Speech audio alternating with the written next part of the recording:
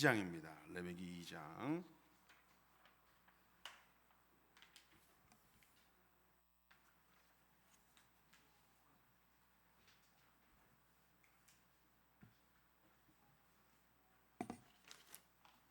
레위기 2장 1절부터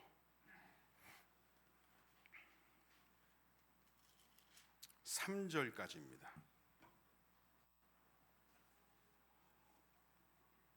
레위기 2장 1절부터 3절 제가 봉독해 올리겠습니다. 누구든지 소재의 예물을 여호와께 드리려거든 고운 가루로 예물을 삼아 그 위에 기름을 붓고 또 그 위에 유향을 놓아 아론의 자손 제사장들에게로 가져갈 것이요 제사장은 그 고운 가루 한 움큼과 기름과 그 모든 유향을 가져다가 기념물로 제단 위에서 불사를 지니 이는 화제라 여호와께 향기로운 냄새니라. 그 소제물에 남은 것은 아론과 그의 자손에게 돌릴지니 이는 여호와의 화제물 중에 지극히 거룩한 것이니라. 아멘. 여러분 레위기 1장부터 5장까지입니다. 거기에 나오는 우리가 지금 제사, 레위기에서 다루고 있는 제사 제도를 다루고 있는데 레위기 1장부터 5장까지가 바로 그런 내용입니다. 그런데 여기 나오는 이 제사가 무엇이 있느냐부터 한번 설명을 드리지 못했는데 잠깐 짚고 넘어가자면 첫 번째 그룹은 우리가 지난 시간까지 함께 나눴던 번제가 포함된 자원해서 드리는 제사입니다. 자원해서 드리는 제사, 번제, 소제, 화목제. 이 세 가지는 하나님과의 관계를 표현하면서 자원해서 드립니다. 그리고 강요가 아니라는 것이죠.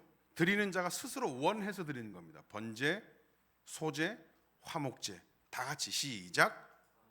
소제, 화목제. 그리고 두 번째 그룹은 조금 나중에 나올 얘기지만 속죄를 위한 제사, 속죄제, 속건제 이 두 개입니다. 그래서 이 레위기에서 나오는 이 제사제도, 중요 제사제도 5개는 번제, 소제, 화목제, 속죄제, 속건제라고 얘기를 하고 있습니다. 속죄제, 속건제는 죄를 처리하는 것이 목적이에요. 의도치 않게 지은 죄, 배상에 필요한 죄 등 하나님께 가져오는, 그래서 이런 제물을 드리면서 자신의 죄를 씻는 그런 제사입니다. 번제, 소제, 화목제, 그리고 속죄제, 속건제. 다시 시작. 소제, 화목제, 속죄제, 속건제.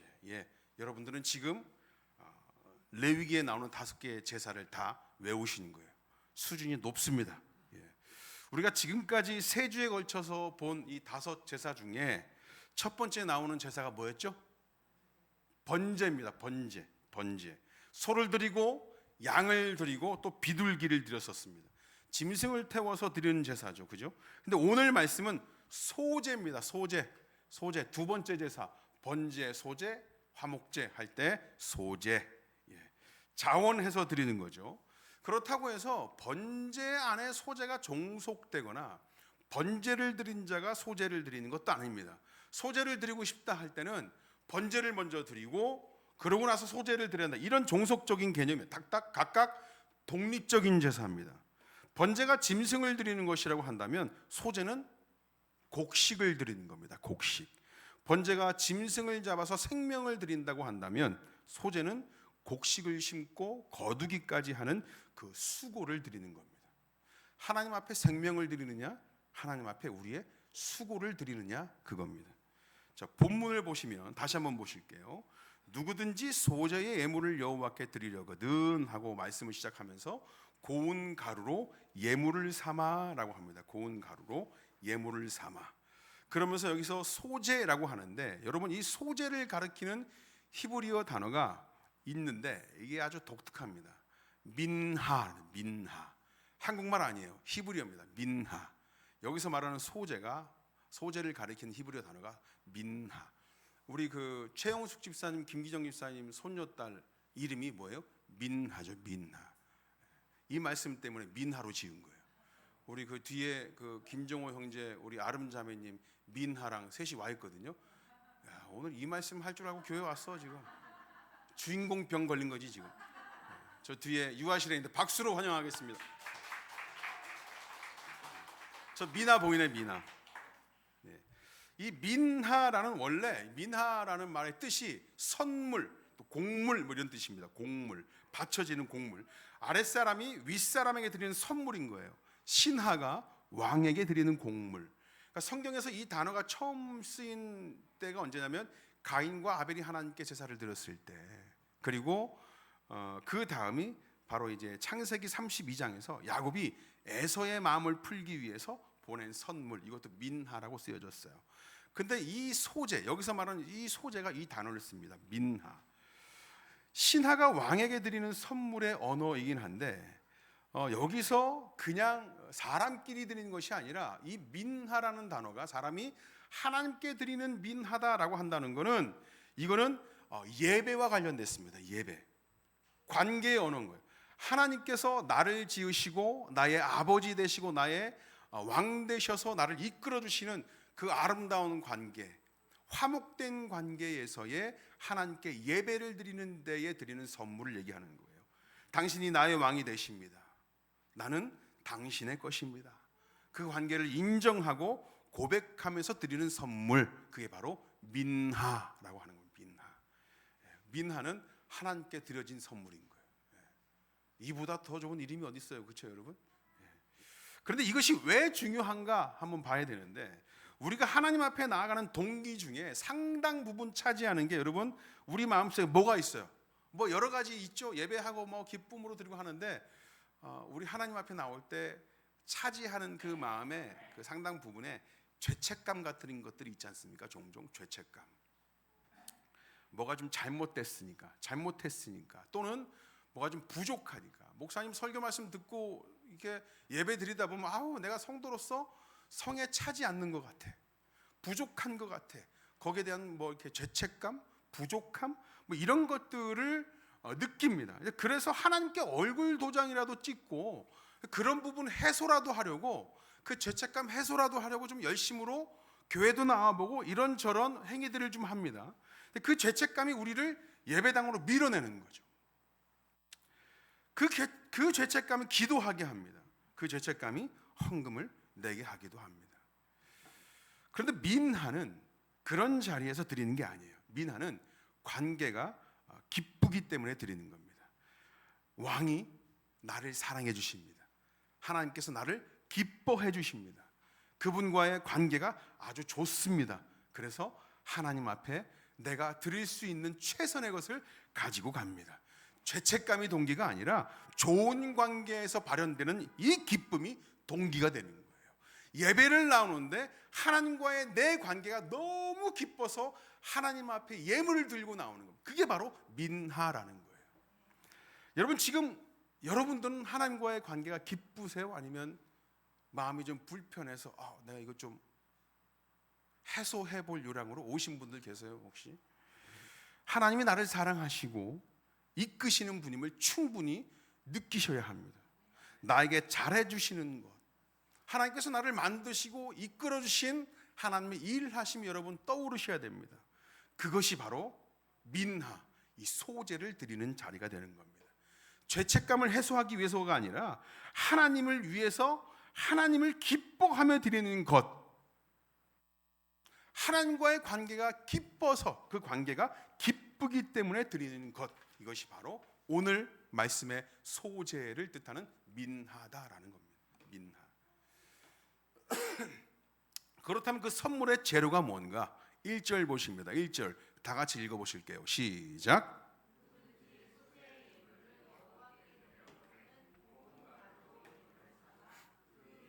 기름을 붓고 또 그 위에 유향을 놓아라고 합니다. 여러분, 그 선물의 재료가 뭐죠? 고운 가루입니다. 고운 가루. 히브리어로 솔레트. 질레트 아닙니다. 솔레트. 예. 이것이 그냥 밀가루가 아니에요. 가장 정제된 밀가루입니다. 밀을 수확하고, 여러분 그다음에 어떻게 해요? 저는 지금 어쩌다 외할머니 댁 가보면, 어렸을 때 보면 탈곡 하지 않습니까? 탈곡. 지금은 기계에 넣어가지고 당기고 이렇게 하잖아요. 아예 그냥 기계가 밀어갈 때 아예 탈곡돼서 나오기도 하는. 옛날엔 도리깨질 이렇게 보신 분 보셨구나. 다 시골 사시는 분들. 외할머니 댁 가면 그런 걸 좀 본 적이 있냐? 탈곡하고 맷돌로 갈기도 하고 채로 여러 번 걸러서 고운 가루를 남기는 거잖아요, 그죠? 근데 거칠고 투박한 것은 다 걸러냅니다. 그 과정이 얼마나 수고스러운지 이 농경사회, 그러니까 농촌에서 사셨던 분들은 그 수고가 얼마나 대단한 건지 잘 압니다. 씨를 뿌리고 수확하고 탈곡하고, 갈고 채를 걸고. 저같이 서울 사는 사람들은 잘 몰라요. 저는 서울 사람이라 이걸 이해하기가 너무 힘들더라고. 그래서 그냥 말씀에 순종해서 자료도 찾아보고 사진도 보고 하니까 너무 고생스럽겠다. 서울 사람이니까. 시골 사신 분들은 많이 아실 텐데, 여러분, 번제에서 짐승을 잡는 수고가 있었듯이 소제는 고운 가루를 만드는 수고가 최선입니다. 최선이라는 것은 수고를 얘기하는 거예요. 밭에서 밀을 베고 탈곡하고 갈아내고 걸러내는 그 손의 수고가 고운 가루 안에 담겨 있는 것입니다. 거기다가 뭘 넣냐면 기름과 유향을 넣습니다. 자, 기름은 쉐멘 자이트라고 해서, 여러분 요즘에 기름 그러면 저 고대 근동 지방에서부터 생산되었던 중동 요쪽 이스라엘 땅에 가장 유명한 기름 뭐 있어요? 올리브 기름이죠. 올리브 기름.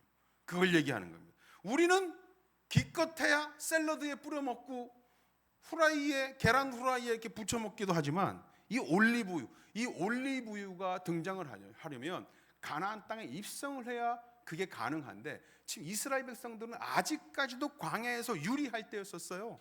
그때 요구했던 기름이 쉐멘자이트라고 해서 올리브 기름입니다. 그들이 가질 수 있는 기름 중에 가장 소중한 거였었어요. 그리고 유향이죠. 여러분, 유향은 보스웰리아라고 하는 유향나무라고 있는데, 유향나무 아세요, 여러분? 모르죠. 저도 처음 이거 자료를 찾아보는데 처음 알았습니다. 이게 보스웰리아라고 하는 이 나무는, 유향나무는 이 아라비아 남부라든지 아프리카 소말리아, 인도 이런 데서만 나는 거래요. 그런 데서 나는 나무가 매년 그런 나무에서 유향을 채취할 수 있는 게 아니고 한 2년에 한 번씩 한 200g 정도 이렇게 채취할 수 있답니다. 그것을 얻어내려면 지금 이스라엘 백성들이 가나안 땅에 입성만 해도 올리브유는 가질 수 있겠지만 유향은 가질 수 없어요. 그리고 유향도 이스라엘 백성들도 마찬가지지만 어디서도 이 유향을 가지려면 낙타가 가축화되고 낙타를 통해서 본격적으로 이 무역이 가능해야 얻을 수 있는 물질 중에 하나가 바로 유향이었단 말이죠. 그러니까 이스라엘 백성들이 광야를 유리할 때 얻을 수 있었던 것 중에 가장 소중한 것이 뭐였냐면 올리브유와 유향이었다는 겁니다. 자, 그러면 소제로 하나님께 예배를 드릴 때는 인간이 수고할 수 있는 최고의 수고인 고운 가루와 올리브유, 기름인 올리브유와 유향을 함께 하나님께 바치는 겁니다.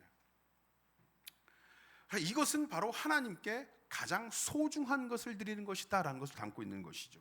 여러분, 번제는 짐승을 드렸습니다. 특별한 순간에 특별한 장소에서 특별한 재료가 될 수 있었지만 소제는 다릅니다. 고운 가루죠. 곡식이 이게 어디서부터 오는 거냐면 밭에서 옵니다. 일상에서 와요.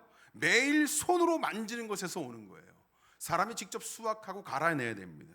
번제가 특별한 순간의 헌신이라면 소제는 우리의 일상의 헌신이다라고 할 수 있는 것이죠. 여러분, 번제가 제단 앞에 그 순간을 드리는 것이라면 소제는 밭에서 보낸 시간, 맷돌 앞에서 보낸 시간, 탈곡하던 시간, 고운 가루를 만들어내는 그 모든 시간, 그 모든 수고를 드리는 겁니다. 우리의 일상의 모든 것을 드리는 것이죠. 하나님이 번제 다음에 소제를 배치하신 이유가 바로 여기에 있습니다. 번제가 말하는 헌신과 소제가 말하는 헌신이 다른 내용이지만 결국 단 한 분을 향해 있다. 누구를요? 하나님을 향해 있다라는 겁니다. 번제는 생명을 다루면서 약간 드라마틱하고 특정한 순간으로 떠올려지지만, 여러분, 소제는 일상의 헌신을 다룬다는 것입니다.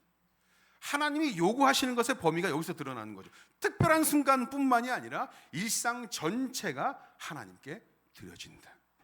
여러분들의 일상을 한번 생각해 보세요. 여러분들의 일상. 여러분, 아침에 일어나서 출근을 합니다. 직장에서 일을 합니다. 회의를 하기도 하고 보고서를 쓰기도 하고 누군가에게 커피도 타줍니다. 집에 돌아와서 밥을 짓습니다. 아이를 씻기고 보기도 합니다. 청소를 하고 설거지도 합니다. 내일을 위해서 잠을 잡니다. 여러분, 이것이 바로 소제의 제로라는 겁니다. 여러분, 우리가 일상을 살아내는 수고, 하나님 앞에 드리는 하나님께서 만드신 우리가 성도라는 이름으로 살아가는 그 모든 일상의 재료가 바로 소재의 재료라는 거예요. 고운 가루를 만들어내기 위해서 밀을 갈았던 것처럼 성도라는 이름으로 살아가는 내 일상, 내 삶의 자리에서의 모든 수고가 하나님 앞에 드리는 재료가 된다라는 것입니다. 그런데 지금 여러분, 이 일상이 죄책감에서 나와야겠어요? 그렇지 않습니다. 그냥 의무감에 형식적으로 나와야겠습니까? 아닙니다. 하나님과의 관계에서 기쁨으로 나와야 되는 게 맞죠. 하나님께서 나를 만드시고 나와 동행하시고 나의 죄를 위해서 그리스도를 보내주셔서 우리를 하나님의 자녀 삼아 주셨습니다. 우리를 선택하셔서 우리를 의롭다 해주셨습니다. 그렇게 하나님의 자녀 만드셔서 지금까지 계속 함께 하시는 것이죠. 그런 하나님께서 우리와 함께 하신, 잘해 주시고 사랑해 주시는 그것을 알면서 그 일상을 느끼면서 기쁨으로 나와야 하는 자리라고 하는 겁니다. 아니면 여러분, 그거 아니면 그냥 근근히 버티면서 신앙생활을 하고 있는가, 그걸 질문하고 싶습니다. 여러분, 민하, 여기서 나오는 소재를 가리키는 민하는 버티는 자리에서 드리는 것이 아니라 관계가 기쁜 자리에서 드리는 겁니다. 그리고 2절 보시겠습니다. 2절 다 같이 읽어보실게요. 시작.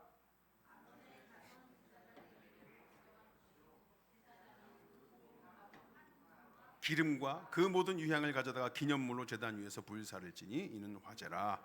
여호와께 향기로운 냄새, 여전히 여호와께 향기로운 냄새입니다. 드리는 자가 고운 가루를 준비해서 옵니다. 온갖 자신의 수고를 담아낸 아주 고운 가루를 가져오는 것이죠. 그리고 기름을 붓고 유향을 놓습니다. 그 전체를 제사장에게 가져갑니다. 그런데 제사장은 그 전부를 태우지 않습니다. 그 고운 가루 한 웅큼, 그 한 웅큼과 기름과 그 모든 유향을 가져다가라고 합니다. 고운 가루를 다 가져왔는데 거기서 한 웅큼만 가져가는 것이죠. 손으로 한 번 집을 수 있는 양, 전부가 아닙니다. 여러분, 그 한 웅큼이 기념물로 제단 위에서 불살라집니다. 한 웅큼만. 히브리어로 여기서 이 기념물로 제단 위에 불살라진다는 이 기념물을 히브리어로 아즈카라라고 하는데, 이 아즈카라고 하는 건 기억하게 한다, 기억하게 하는 것, 기념물, 뭐 이런 뜻입니다. 그러니까 고운 가루를 가져오면 제사장이 기념물이 되게 하는 그 한 웅큼만 가지고 이 한 웅큼이 그 전체를 대표해서 하나님 앞에 드려지는 것이 되는 겁니다. 번제는 전부를 태웠습니다. 가죽 하나까지, 내장까지 전부를 살랐어요. 그런데 소제는 한 웅큼만, 아즈카라가 돼서 태워집니다. 전부가 아닙니다. 그런데 그 한 웅큼이 전체를 대표합니다. 그 한 웅큼이 하나님 앞에 드려질 때 나머지 전체도 함께 드려진 것으로 해주시겠다 하신 선포입니다. 여러분, 우리 일상의 전체를 매 순간 하나님 앞에 드리는 것이 가능해요? 불가능합니다. 매 순간 하나님을 의식하면서 모든 행위를 하나님 앞에 드리는 것으로 인식하면서 살 수 있는 사람이 어디 있어요? 여기에 누구 있어요? 저 말고. 예?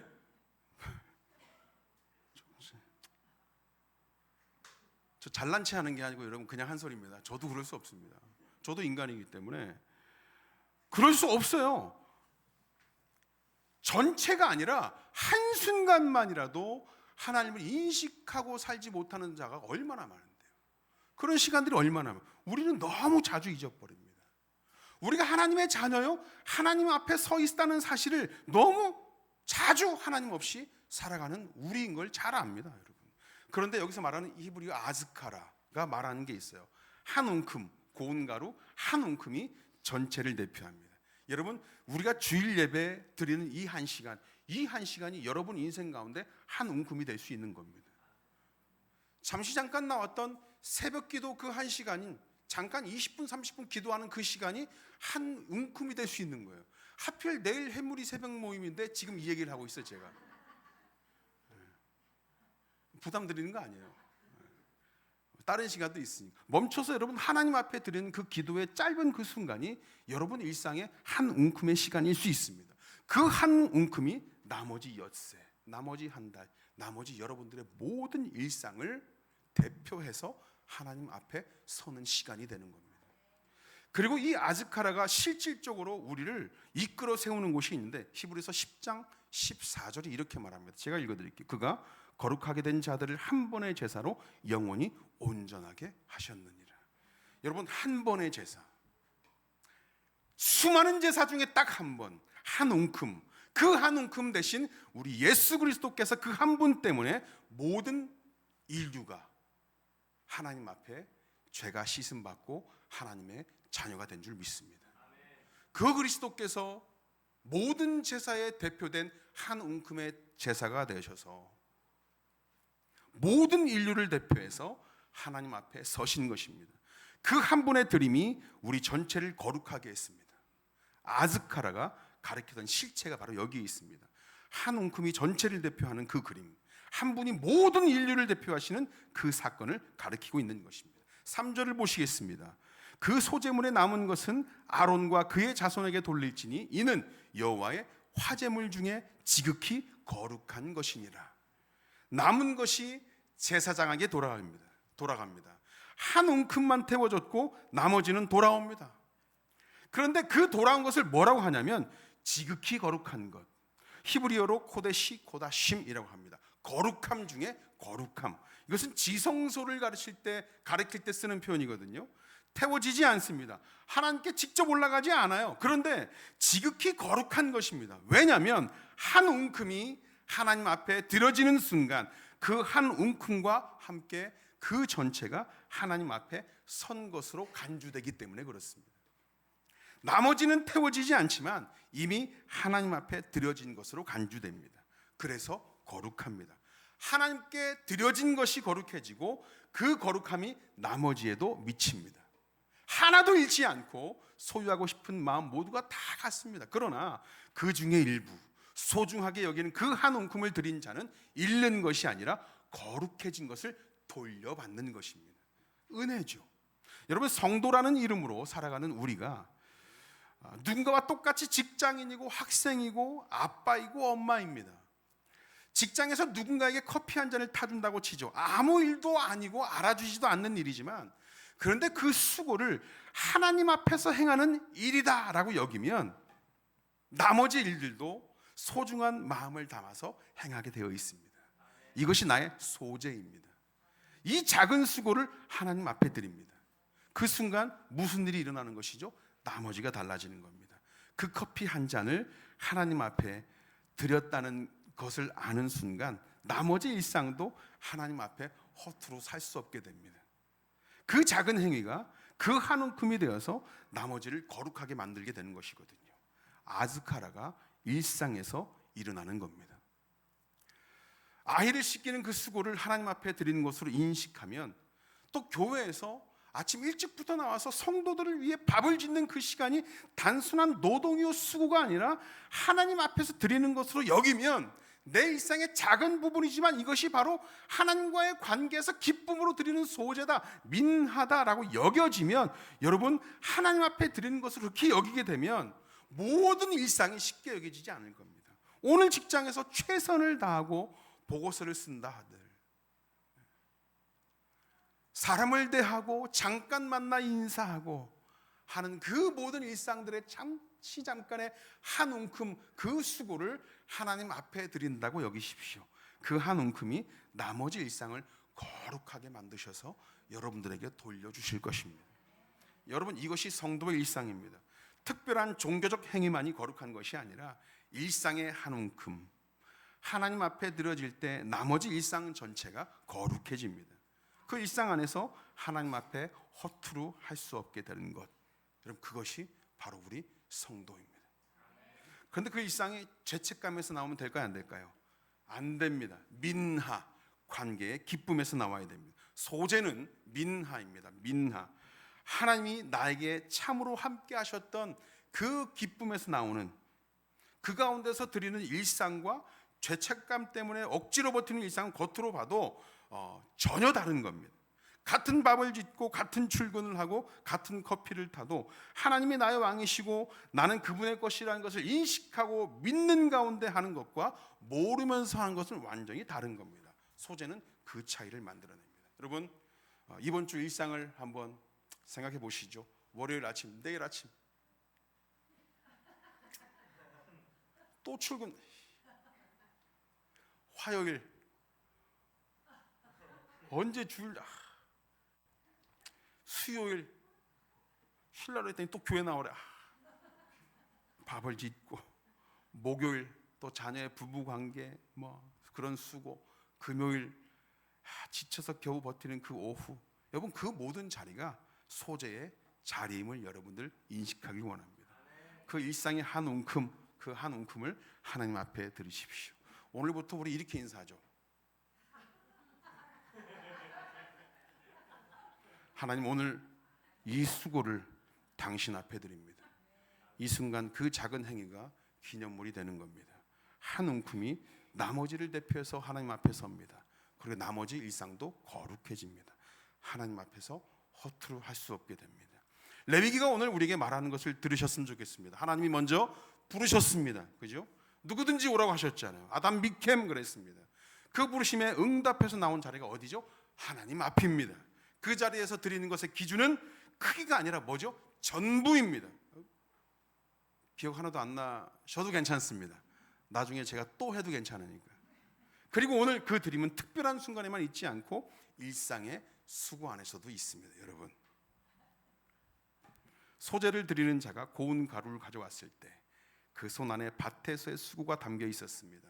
맷돌에서 갈았던 그 시간이 담겨 있고 채로 걸러냈던 그 정성이 담겨 있습니다. 죄책감이 아니라 왕이신 하나님 앞에 드리는 기쁨이었습니다. 그것을 하나님 앞에 가져왔을 때 하나님께서 말씀하셨어요. 향기로운 제물이노라. 여러분들의 그 일상을 향기로운 제물로 받으시는 하나님 되심을 믿으시길 바랍니다. 기도하겠습니다. 하나님 감사합니다. 특별한